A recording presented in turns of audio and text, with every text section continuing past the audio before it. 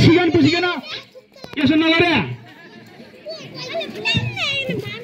गोडो बसिकन छल्लो पानी फाल्ने ढुङ्गाउन हात यसो पनि नगरे यो कोही हो यो हाम्रो बानी त्यसो साबन लाउँदैन पहिला पहिला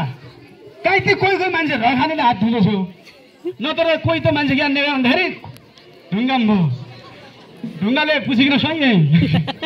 अस्ति एकजना मन्टन लागिदिएको छु ढुङ्गो त्यसो नगरे अब त टोइलेट भइसक्यो भयो कि चर्पी छ कि छैन सबै घरमा चर्पी भ्याएको जति सबै हात उठाउनु सबैका घर चर्पी रहेछन् यो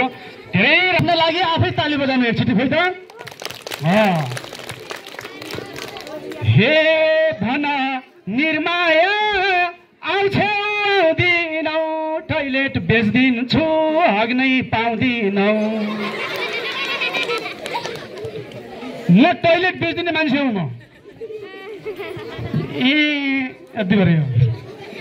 म टोइलेट बेचिदिन्छु कसै टोइलेट बेच्नु भन्दाखेरि टोइलेट कति किसिमका हुन्छन् 3 गलत त्यही भएर त बिहा बिहान 4 हुन्छन् कति किसिमका टोइलेट 4 किसिमका हुन्छन् एक के हुन्छ खोक्ने एक टोक्ने एक रोक्ने एक चाहिँ यो रोक्ने खोक्ने टोक्ने र ठोक्ने हुन्छ 4 किसिमका टोइलेट हुन्छ अब रोक्ने टोइलेट भनेको के हो भन्दा ध्यान दिएर सुन्नु होला रोक्ने टोइलेट भनेको के हो भन्दाखेरि त्यही टोइलेटको चुक्कुल हुँदैन त्यो टोइलेटको ढोकामा त्यो त लडो झुडिएको हुँदो डोरो झुडिएको हुँदो त्यो डोरोमा झुडिकन हग्नु पर्ने भएको कारणले गर्दा त्यो रोक्नु पर्ने भएको कारणले गर्दा के टोइलेट भयो त रोक्ने भयो अब खोक्ने भनेको के हो परेपछि पछि नौला दाँत हाल्यो कि ढर्री बिचारा अब खोक्ने भनेको के हो भन्दाखेरि त्यहीको चुक्कुलै हुँदैन डोरो पनि हुँदैन चुक्कुल पनि हुँदैन ढोका मात्रै हुँदो भित्र गए बेला त्यसै गर्न कोही मान्छे आउँदा गर्नुपर्ने सकेसम्म घडम्म के भाँडो बजाउनु पर्ने टोइलेट भित्र गएपछि यो के भयो खोक्ने भयो टोक्ने टोइलेट भनेको के हो भन्दाखेरि टोक्ने भनेको भित्र हगिकन छिरबिट उठालेको थोडाले आउँदो हगेको अम्बो सुकेको परम्बो पानी पनि नभएको दिशा गर्न जाँदाखेरि अलग्ग टिक्नुपर्ने यसरीकन काहीँ खुट्टामा लाग्दो भनिकन अनि टक्क बस्यो मच्छरले जम्मा प्याट्ट माखा मच्छरले जम्मा छुट्टी छाटीहरूकन टोक्ने भएको कारणले के भयो थियो टोक्ने टोइलेट भयो अब ठोक्ने भनेको के हो भनेर बुझ्नुहुन्छ होला ठोक्ने भनेको एकदम साँगुडो भयङ्कर साँगुडो त्यो एउटा मोटो मान्छे त भित्र छिरिसक्दैन अनि भित्र छिरे पनि यसरी छिर्नु पर्यो अनि भित्र पनि न जग राख्ने ठाउँ छ न बाल्टिन राख्ने ठाउँ छ यसो फर्के यसै ठोकिने यसो फर्के यसै ठोकिने उठेपछि मुठी ठोकिने टाउको त्यो ठोक्ने भएको कारणले एकै ठोकिने जहाँ पनि ठोकिने भएको कारणले के भयो ठोक्ने टोइलेट भयो अब विचार गर्नुहोस् तपाईँको घरमा कस्ता टोइलेट छन् कि छैन यसो छन् होइन तपाईँको घरमा कस्तो कस्तो टोइलेट छ विचार गर्नु होला र मेरो भन्नु के छ भन्दाखेरि अब चाहिँ सरसफाइयुक्त यो पुरा सरसफाइ स्वच्छ वडा घोषणा भइसकेपछि टोइलेट चर्पी सफा गर्नुपर्छ भन्ने सिकाइसकेको छ मैले भन्नु पर्दैन हो कि न हजुर हो त्यो भयो भनेपछि एकछिन ताली म बजाऊ अब ताली बजाएर के हुन्छ थाहा छ मुखबाट नाका फस्दैन ताली बजाएपछि भुस्न फस्दैन मुखबाट आँखाबाट अनि अल्छी पनि फिटिन्छ तालीका धेरै फाइदाहरू पनि छन् यो कुरा पनि गरौँला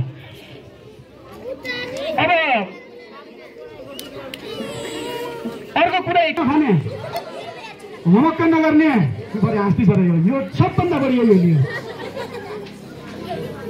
फिल्म हेर्ने हुने नहुने फिल्म हेर्ने त्यहाँ दिन काट्ने अहिले मोबाइलले गर्दा धेरै ठुलो समस्या आएको छ कि छैन अहिले हेरे मोबाइलले सादा पहिला हेलो भन्ने त्यसभन्दा ठालो जानु पर्यो 14-15 रुपियाँ पुरी जानु पर्यो ठुलो समस्या आएको छ मोबाइलमा झुडिने बानी पनि एकदम नराम्रो हो कि नै बाबुहरू अझ मोबाइलमा झुडिनु त नराम्रो हो तर मोबाइलकै लागि आफू झुडिनु पनि सबभन्दा नराम्रो कुरा हो। मोबाइलले गर्दा धेरै मान्छेहरू सुसाइड पनि गरेका छन् साना उमेरमा लप पढिकन झगडा पढिकन। मलाई एकछिनपछि आउनु भने अहिले आयो, एकछिन आउँदैछु मलाई लिन आएको हो त्यो साँच्चीले अचले।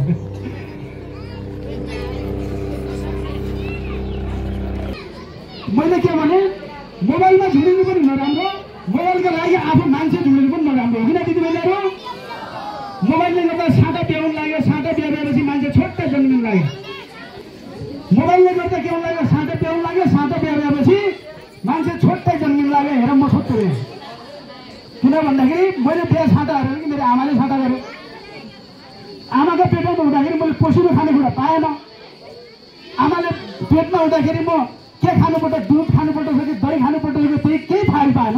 त्यसपछि म साँच्चै 16-17 वर्षको उमेरमा जन्मेँ। म जन्मिसकेपछि मेरो हाइट बढेन, छोटै भयो, न वेट बढ्यो न हाइट बढ्यो। त्यसैले गर्दा यो चाँडो उमेरमा बिहे पनि नगर्नु होला, 20 वर्ष नपुगिकन पनि यहाँका हाम्रा दिदीबहिनीहरूलाई भनेर गएँ। अनि अर्को कुरा, अघि जातीय छुवाछुतको कुरा धेरै नेताजीहरूले उठाउनु भयो। यो छुवाछुत भन्ने कुरा पनि यो केही पनि होइन, मनको कुरा हो, यो सामान्य कुरा हो। अहिलेसम्म यो जातीय छुवाछुत भनेको कुरा अरूको कुनै देशमा पनि छैन। यो हाम्रो यहाँ गाउँतिर छ, यो बिस्तारै हट्दै जानेछ। नयाँ पिँढीले बुझिसकेको छ। अब पुरानो अलिकति बिस्तारै बिस्तारै मानन्न, यति कुरा पनि।